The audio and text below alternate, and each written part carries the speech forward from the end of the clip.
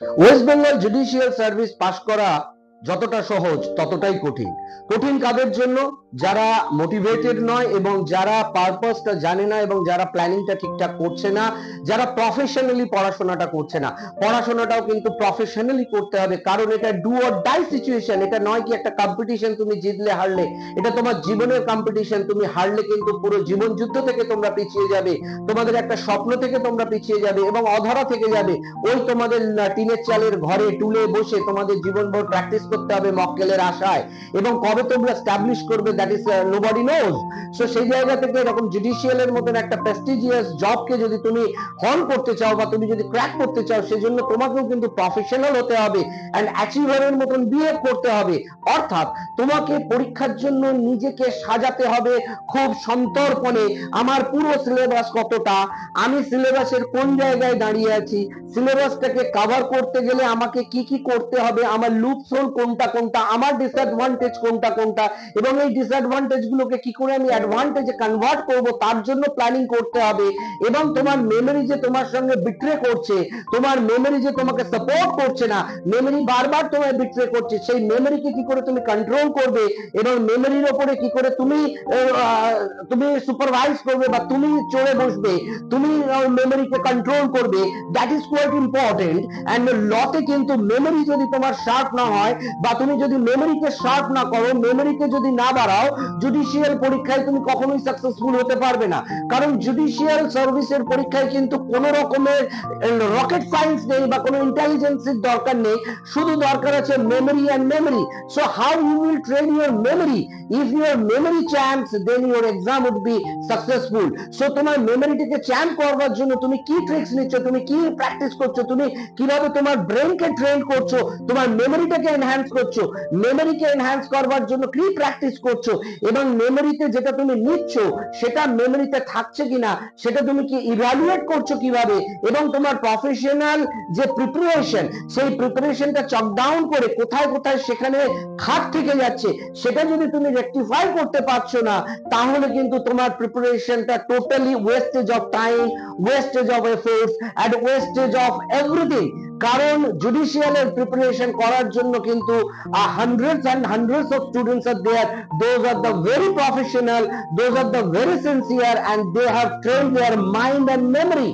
So if you want to get the success in this judicial exam, you first train your memory, and to train your memory, first boost up your motivation and cultivation your weakness, then only you will get the success. Judicial সার্ভিসে 23 এবং 24 Paschimbanga West Bengal judicial সার্ভিসে মোটিভেশনটা খুব বড় factor. তোমরা কিন্তু তোমাদের মোটিভেশনটা ধরে রাখতে পারছো না, যার জন্য তোমাদের যে প্রিপারেশনের যে এনথুজিয়াজম সেটা কিন্তু ড্রপ করছে। অর্থাৎ তোমরা মোটিভেট হও কখনো কখনো, ফ্যানাটিক্যালি তোমরা মোটিভেট হচ্ছ, কিন্তু তোমাদের মোটিভেশনের মধ্যে যে কনসিস্টেন্সিটা থাকা দরকার, সেই কনসিস্টেন্সিটা না থাকার জন্য তোমাদের ফ্লাকচুয়েশন আসছে in the performance. In the sense তোমরা শুধুমাত্র কনস্টিটিউশন পড়ছো, কন্ট্রাক্ট পড়ছো, টর্ক পড়ছো বা লিমিটেশন পড়ছো বা লেখা প্র্যাকটিস করছো, শুধু সিআরপিসি, সিপিসি থেকে বা বিএনএস থেকে বা যেখানটা তুমি ভালো সেখানটাই তুমি লিখছো, এবং যেখানটায় তুমি দুর্বল সেখানটাকে তুমি অ্যাভয়েড করছো। And this is not the way to prepare for the judicial. If you want to crack the judicial, you should be very punctual about the syllabus and very precious about the time management. অর্থাৎ আমার বলার অর্থ হচ্ছে এটাই যে তোমরা যে মোটিভেশনটা পাচ্ছ, সেই মোটিভেশনটা তোমাদের মোটিভেট করছে to churn 2 hours, 3 hours, 4 hours, but 2, 3, 4 hours is not enough for the judicial.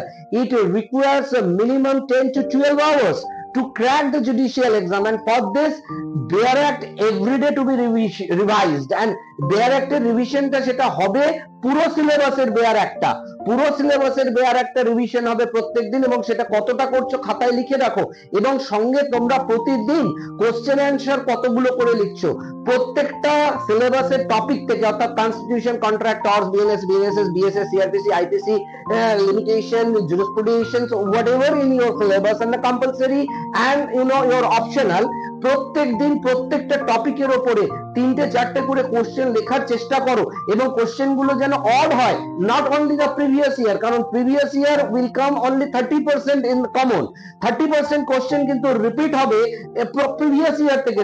শুধু প্রিভিয়াস ইয়ারের উপর কিন্তু ডিপেন্ড করে থাকলে হবে না। তুমি যদি শুধু প্রিভিয়াস ইয়ার প্র্যাকটিস করো আর ভাবছো যে তুমি পাবে না, 30% কোশ্চেন কমন পাবে, বাকি 70% কোশ্চেন কিন্তু আনকমন থাকবে। সেই 70% কোশ্চেনের জন্য তোমাকে variety of the question to be practised. And তোমরা প্রত্যেক দিনে সুপ্রিম কোর্টের এবং বিভিন্ন হাইকোর্টের কি কি জাজমেন্ট আসছে সেটাকে দিনের দিন শেষ করো, কারণ যদি তোমরা সুপ্রিম কোর্টের এবং হাইকোর্টের জাজমেন্ট গুলোকে জমাতে থাকো এক মাসে মোটামুটি quite to be 200 to 300 judgement would be there, that is the left behind you. তো এটা কবে করবে? ব্যাকলগ তৈরি হবে, you have to write the your backlog area. So preparations is to be very concise, precise and condensed in the manner itself should be very comprehensive. So tactically যদি না তুমি judicial কে tackle করো, then judicial will no more to with you and no more to get the success in your exam. So judicial K crack করার জন্য কিন্তু vital your planning, your strategy, your tactics and your motivation. So keep it in mind.